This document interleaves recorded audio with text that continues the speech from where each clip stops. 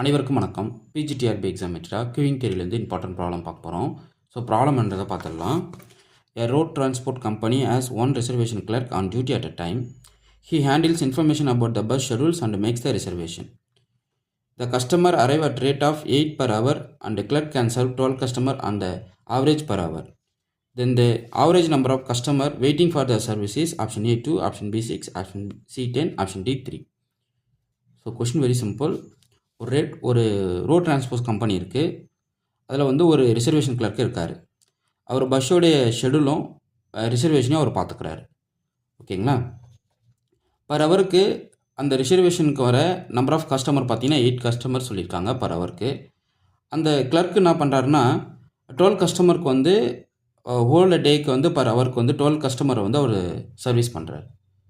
புரியுதுங்களா? அதாவது ரிசர்வேஷன் பண்ணி கொடுக்குறது வந்து ஹோல் டே கனெக்ட் பண்ணும்போது பர் ஹவருக்கு வந்து 12 கஸ்டமர்ஸ் அவர் வந்து என்ன பண்ணிக்கிறாரு, ரிசர்வேஷன் பண்ணி கொடுக்குறாரு.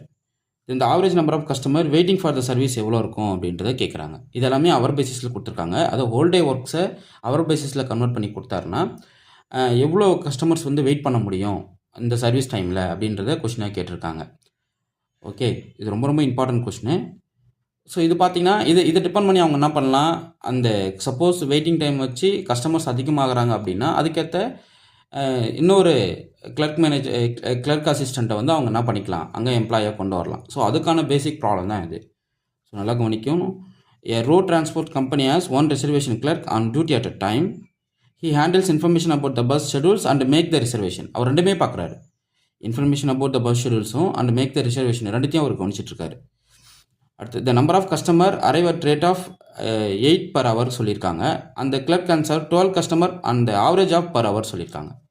Okay, then the average number of customer waiting for the சர்வீசஸ்ன்றதை அவங்க கேட்குறாங்க.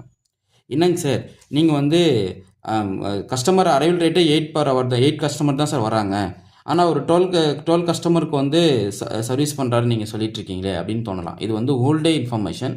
அது வந்து ஆவரேஜாக கன்வெர்ட் பண்ணும்போது என்ன நடக்கும் அப்படின்றத அங்கே கொஷினாக கேட்குறாங்க. Okay, so average number of customer waiting for the service என்னன்றதை நம்ம கண்டுபிடிக்கணும். ஓகே, சொல்யூஷன் இந்த குயிங் மாடலில் ஸோ அரைவல் ரேட் லேம்டா கொடுத்துட்டாங்க 8, சர்வீஸ் ரேட் வந்து உங்களுக்கு 12 கொடுத்துருக்காங்க. சர்வீஸ் ரேட் வந்து பார்த்தீங்கன்னா 12, சர்வீஸ் ரேட் வந்து மியூன்னு சொல்லுவோம், அது 12 வச்சுக்கோங்க. ஓகே, ஸோ அரைவல் ரேட் வந்து 8, சர்வீஸ் ரேட் நமக்கு என்னது 12. 8 கஸ்டமர் பர் ஹவருக்கு வராங்க, 12 கஸ்டமர்ஸ் வந்து அவருக்கு என்ன பண்ணுறாங்க, சர்வீஸ் பண்ணுறாங்க.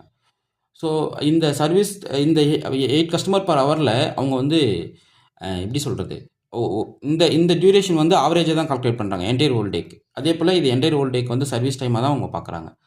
ஸோ இது அரைவல் டைம், இது சர்வீஸ் டைம், இது நம்பர் ஆஃப் கஸ்டமர், இது number of customer to serve. Okay, so இது வந்து நீங்கள் தெரிஞ்சுக்கணும்.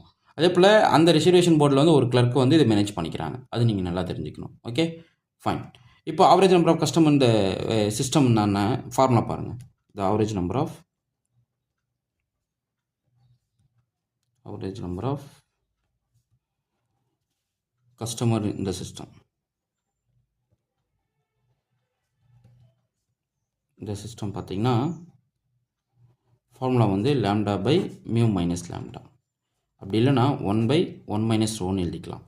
இங்கே ரோவோட வேல்யூ வந்து லேம்டா பை மியூ, இது வந்து டிராஃபிக் இன்டென்சிட்டி அப்படின்னு சொல்லுவோம். ஓகே, ஸோ இப்போ லேம்டா என்ன 8, மியூ வந்து 12 மைனஸ் 8 போடுறீங்க, அப்போ 8/4 கிடைக்கும். அப்போ ஆன்சர் வந்து 2.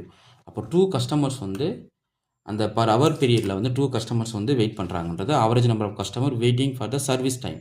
அப்போ பார்த்தீங்கன்னா ஆப்ஷன் ஏ தான் கரெக்ட். புரியுதுங்களா? ஸோ ரொம்ப ரொம்ப முக்கியமான ப்ராப்ளம், எல்லாம் நோட் பண்ணுங்கள். நீங்கள் உங்களுக்கு தேவையான வந்து அரைவல் ரேட் கண்டுபிடிக்கணும், சர்வீஸ் ரேட் கண்டுபிடிக்கணும், அவ்வளோதான். ஸோ இது வந்து ஆவரேஜ் நம்பர் ஆஃப் கஸ்டமர் இந்த சிஸ்டம்னு நம்ம கண்டுபிடிக்கணும். அதே போல் வெயிட்டிங் டைமும் கண்டுபிடிக்கலாம்.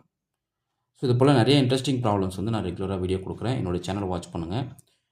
க்யூயிங் தியரிங் மட்டும் ஒரு தனி புக்லெட் போட்டிருக்கோம். க்யூயிங் மட்டும் அதில் இருக்கிற 12 மாடலையும் டிஸ்கஸ் பண்ணி அதுக்கு ஒவ்வொன்றுத்துக்கும் வந்து வெயிட்டிங் சர்வீஸ் டைம் என்ன, வெயிட்டிங் நம்பர் ஆஃப் கஸ்டமர் இந்த சிஸ்டம் என்ன, எல்லாத்தையும் வந்து சிஸ்டம் இந்த க்யூ சிஸ்டம் இந்த கஸ்டமர், ஸோ எல்லாத்தையும் நாங்கள் டீட்டெயிலாக டிஸ்கஸ் பண்ணி போட்டிருக்கோம். அதாவது நீங்கள் க்யூயிங் தியரியில் பார்த்தீங்கன்னா க்யூயிங் லைன் பார்ப்பீங்க, சர்வீஸ் சிஸ்டம் பார்ப்பீங்க. ஸோ இந்த ரெண்டுத்துக்கும் பேஸ் பண்ணி சர்வீஸ் டைம், வெயிட்டிங் டைம் எல்லாத்தையும் நம்ம போட்டிருப்போம். இது வந்து ஒரு என்டையர் கலெக்ஷனாகவே வந்து நாங்கள் ஸ்டடி மெட்டீரியல் ரெடி பண்ணியிருக்கோம். இன்ட்ரெஸ்ட் இருக்கிறவங்க ஸ்டடி மெட்டீரியல் வாங்கி படிங்க. டெஸ்ட் பேட்ச் அட்டன் பண்ணுங்கள். டெஸ்ட் பேட்ச் வந்து உங்களுக்கு நிறைய ப்ராப்ளம்ஸ் வந்து இதில் டிஸ்கஸ் பண்ணி கொடுத்துருக்கோம். ஸோ டெஸ்ட் பேட்ச் அட்டன் பண்ணுங்கள், உங்களுக்கு பெரிய சப்போர்ட்டாக இருக்கும். உங்களுக்கு இந்த வீடியோ பிடிச்சிருந்தா லைக் பண்ணுங்கள், கமெண்ட் பண்ணுங்கள், உங்கள் ஃப்ரெண்ட்ஸுக்கு ஷேர் பண்ணுங்கள். தேங்க்யூ. இது டிஆர்பியில் கேட்பாங்க. கண்டிப்பாக இது போல் ப்ராப்ளம்ஸ் வந்து நீங்கள் எக்ஸ்பெக்ட் பண்ணலாம். இது டிஆர்பியில் கேட்க வேண்டிய ஒரு ஒன் ஆஃப் த ப்ராப்ளம் தான். ஸோ நோட் போட்டு குயிங் தனியாக நோட் போட்டு அன்றைக்கி டிஸ்கஸ் பண்ணுற ப்ராப்ளத்தை தினமும் நீங்கள் சப்ஸ்கிரைபராக இருந்தீங்கன்னா உங்களுக்கு நோட்டிஃபிகேஷன் வந்துடும். ஸோ அன்றைக்கி டிஸ்கஸ் பண்ணுற ப்ராப்ளத்தை நீங்கள் நோட் போட்டு எழுதி அதை வச்சு நீங்கள் நிறைய எக்ஸாம்பிள்ஸ் வந்து கிரியேட் பண்ணி ஓனாக சால்வ் பண்ணி பாருங்கள். உங்களுக்கு நிறைய ஐடியாஸ் கிடைக்கும். தேங்க்யூ.